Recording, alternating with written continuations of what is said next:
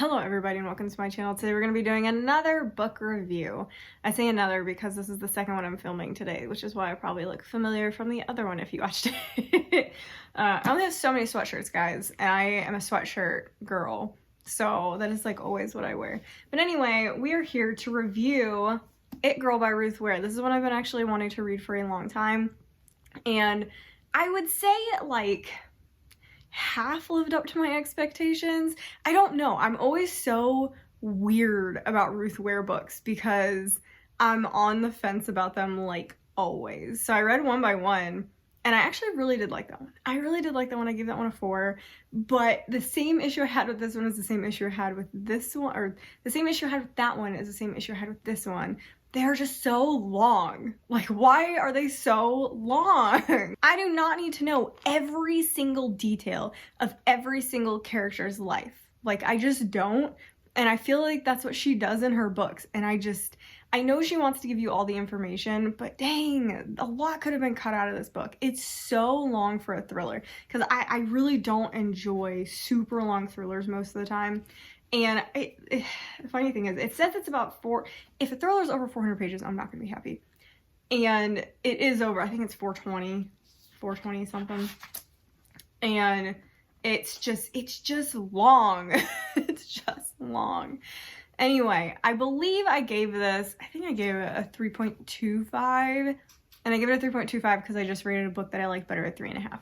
So that's, sometimes my ratings make absolutely no sense. But it's between a 3 and a 3.25, mostly because I felt like there was just so much dead space. There was a point where it got really, really slow, but I did enjoy it at the same time. This is why it's so complicated reading her books, because half the time I'm really enjoying myself and half the time I'm like, okay, where'd the plot go? Let's continue.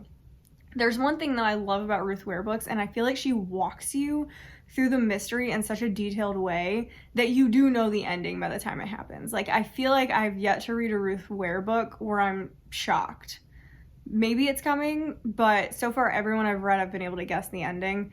And I actually read this for my reading vlog, and I said in a previous clip before I finished it what the ending would be, and I was right. So I was actually pretty impressed with myself. I never guess endings unless they're Ruth Ware books, so that's pretty bad. But at the same time, I did enjoy it, and I was happy with the end. I don't mind predicting endings as much as other like thriller readers do. My interest in the story lies mostly in the journey. So if the journey is really good and I can predict the end, it's still going to be a good book to me. Now, the rest of the book can be kind of boring and the ending be fantastic and it'll get a 5-star. It's wild, my ranking system, so I would not take much stock in it because it is all over the place. It's just how I feel. I'm a mood reader and a mood rater, so it's unpredictable. Anyway, the It Girl. Let's talk about the It Girl. The It Girl follows our main character, Hannah, and it is a dual timeline. So Hannah in the past is going to Oxford where she meets her new best friend, April, and roommate, and they have a crazy, amazing, awesome room in an old Oxford building because she got lucky enough to be put with a rich girl, April. April's family has so much money, and Hannah just happened to get lucky and be her roommate. So she ended up in a gorgeous suite. Following Hannah in that past timeline where she meets April and she meets all of April's friends. So she basically gets a already formed friend group that she joins, and she forms relationships with each one of them, and there's a very complicated dynamic going on in there. In the current day, she is married to Will, who was part of this friend group in the past, and you find out that April was murdered after their first year at Oxford. So the whole mystery kind of surrounds what happened to April exactly, because while Hannah was at Oxford, she was being stalked by this creepy guy who worked for the university. He was a porter, and she saw him coming out of the building, and then right after found April dead. So he got put away for jail and he just died, proclaiming his innocence, and it gets brought up that maybe he didn't actually do it. So Hannah decides to go on a mission to figure out if she was right by saying that he basically did it. And it's really interesting because of the dynamics. I will say, I think part of the reason why I didn't like it, I did get some like secret history vibes in there. Not like the actual murder, but the friend group. The friend group, something about it really reminded me a little bit of the secret history, but it may have to do with because the university setting is pretty similar. Like when I was reading the secret history, I was imagining Oxford, even though I don't think is it Oxford? It was so long ago since I read that, and I hated it, so I blocked out a lot of that book. I really hated that book. But anyway, while she is trying to figure out what's going on, a lot of stuff is going on with her husband, a lot of stuff is going on with her friend group, and you're also getting dual timeline of all this drama occurring in the past. So everyone's a suspect, everybody may have done it, and it's complicated, and it is fun. It is fun.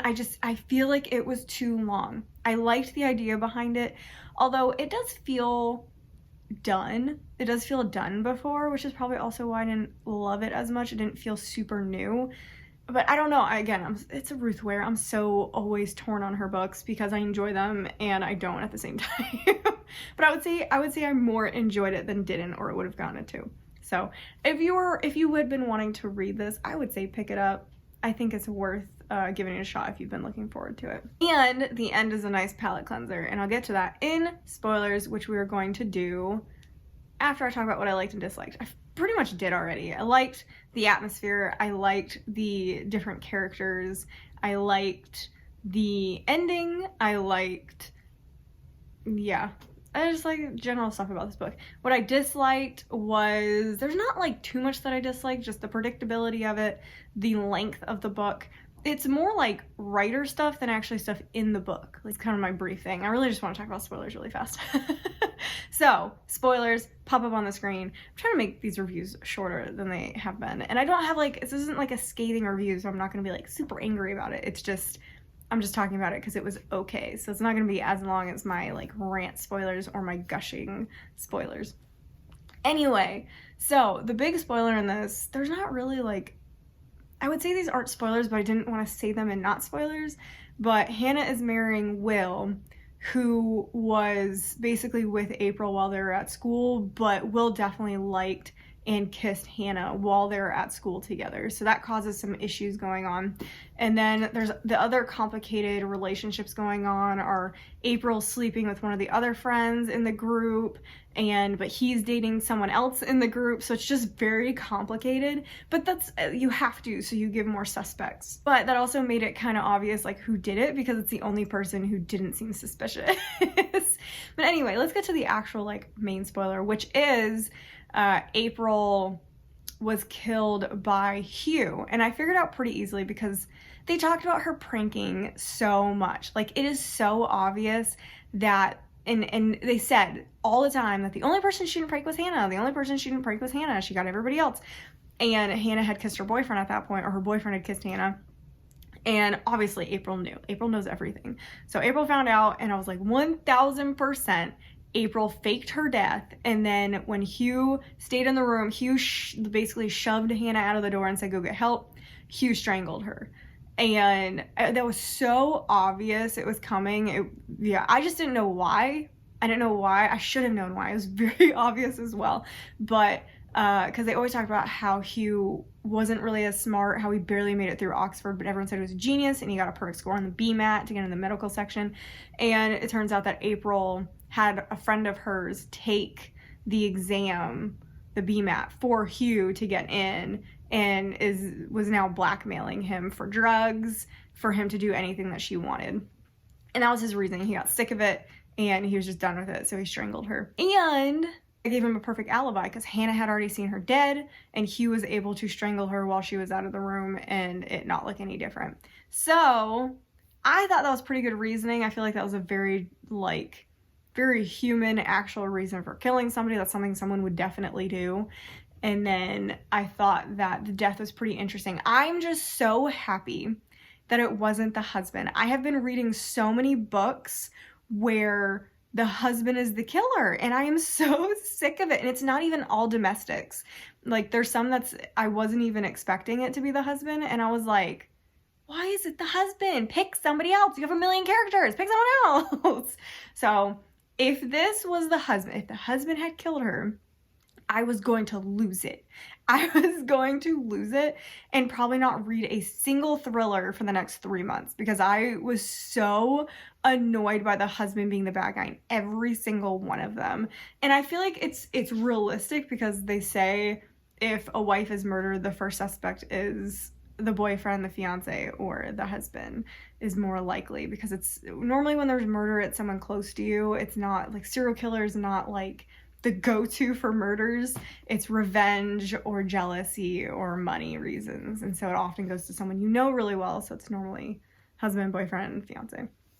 Anyway, I'm just glad it wasn't. I'm glad it wasn't, and that's also why it stayed above a 3, because yeah, I was happy with it. And that's pretty much it with the spoilers. Like, there really weren't that many spoilers in this. April was pregnant or had been at some point, and that's how you figured out she was having an affair with Ryan while Ryan was dating Emily.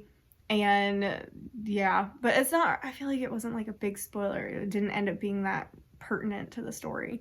But yeah, that, I would say that's it about the book that I really want to talk about, because it was a very cut and dry, straightforward thriller. This happened, this happened, this happened, drama within the friend group, and that causes this to happen kind of thing going on. So I did enjoy it. I know a 3.25 would make people think that I didn't enjoy it, but if I don't enjoy a book, it gets under a 3.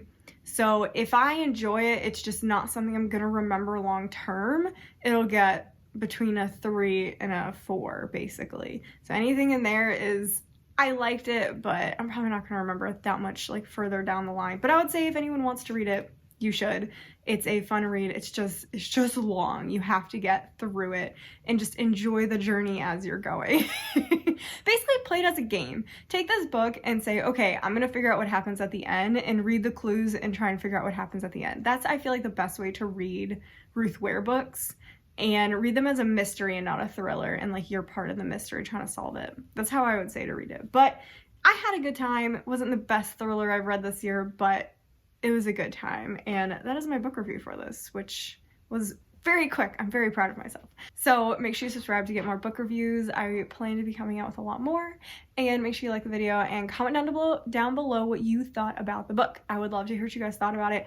If you give it a really high score, if you give it a really low score, if you just thought it was kind of eh, like I did, and what you thought about the twists, because there are spoilers in this video, so expect spoilers in the comments. Just put spoilers before you put your comment. And yeah, that's all I got for you guys, and I'll see you guys in the next video.